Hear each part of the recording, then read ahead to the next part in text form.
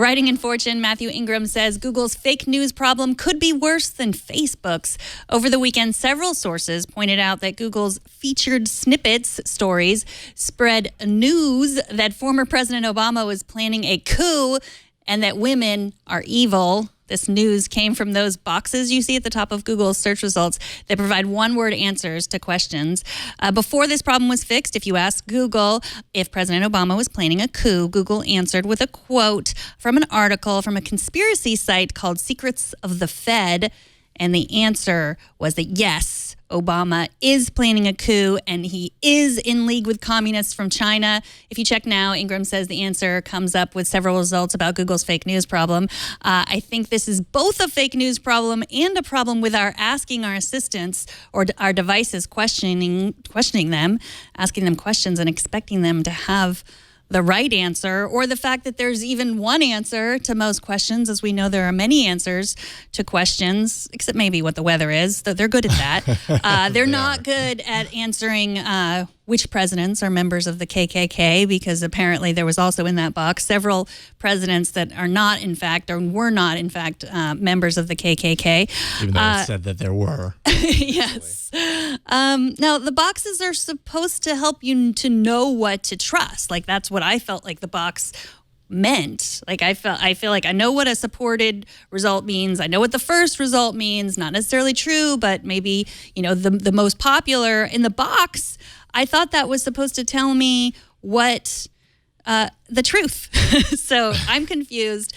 There's been lots of studies that say just general trust in Google is too high at this point. Yeah, well, I think a lot of people rely on what Google says and bank on it as kind of gold, whatever the result is. Danny Sullivan, I think, was the one that kind of kicked off a lot of this discussion over the weekend. He had a really great article where he kind of went into detail as far as like what the featured snippets is all about. He kind of dispelled the myth, which my initial thought was, well, maybe these sites have figured out how to game it. And he actually points out it's not likely that any of the sites themselves did anything to manipulate Google. This is really a failing of Google's AI and the algorithmic decisions that Google is making to determine what can be featured as a featured snippet. He pointed out that Google processes 5 billion plus search queries every single day, that's insane. Just think about that number. Featured snippets apparently appears around 15% of the time, according to a report that he quoted. And that amounts, so then if you don't figure that the math, that amounts to somewhere around 1 billion per day. And I mean, that's so many when you're talking about numbers and you're talking about a computer making determinations as far as what appears in this box. There are going to be false positives. The problem is, how many people question what they see there? Yeah, more people should question. I think Google should say, check other sources. That could be something that's built into the Google Home or, Amazon's. And not make a solid determination of This is the official answer of what you're looking, but rather kind of here's one of the answers that we found. Feel free to search yourself or whatever the case may be. We think maybe Obama is part of this coup, but maybe check some other sources. How do you tell an algorithm, though, that something like that might be ridiculous and that this is obviously not accurate? You know what I mean? That's what Facebook is doing. You've seen that it's like this could be fake news. It says something like that. Absolutely, but a large part of what they're doing there is they're enlisting people and services that are helping them check. And there's also the network effect of how many people are sharing this, or when they're sharing it, are they also are other people reporting it? And that's a signal, right? And that's a huge difference between kind of how Facebook is tackling this problem and the requirements around what Google has to do to solve this problem, because you really don't have that network effect. Google Plus isn't going to be any help in this regard. Yeah, that's true. They responded, we know. Basically, they said, unfortunately, there are times when Google features a site with misleading or inappropriate content. I guess this is back to the same whole fake news problem. Like, is the onus on us not us as journalists, but us as just all people of us, reading online to check your sources. Don't just believe what you want to believe. But that is so ingrained in, our psyche. There's just the confirmation bias. Like, there's people like who wanted to believe that Hillary Clinton was a horrible person. And so any kind of fake news that might have led them to believe that more, they're going to accept it because that's what our psychology tells us. It wants to confirm what we already think is true. Yeah, what we're searching for an answer for.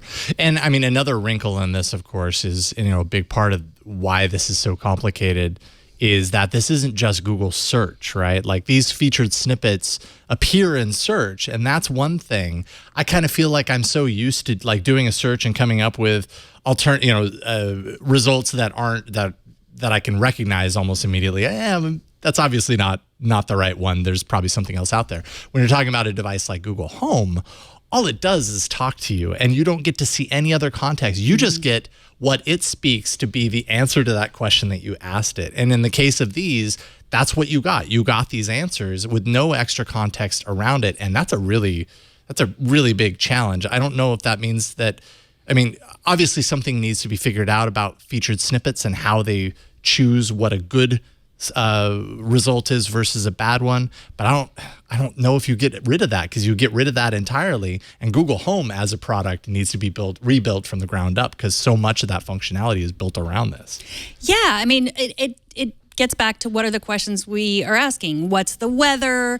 What year was George Washington born? Those kinds of things. But if you're asking like which presidents were, part of the KKK, that's going to be, I mean, I know that the Amazon Echo would never even attempt to answer that question, and not because Amazon has decided that they, want to take the moral ground as far as like fake news is concerned. It's just that that's not the capabilities that are built into it. But I think Google's promise is you can really converse with this device and really get the help that you need. So, I don't know. It gets back to like, what are we asking? And especially, this is the moment where I say, think of the children. But we are putting these devices in our homes when our kids are saying like, yeah, did we win the Vietnam War? Like, oh, well, ask Siri, ask, the Echo, ask. And it's like, there's not always going to be one answer to that, and we need to be responsible for making sure, and schools need to be responsible for making sure that kids understand that some a device can't answer the question. That there's bigger background there. Absolutely.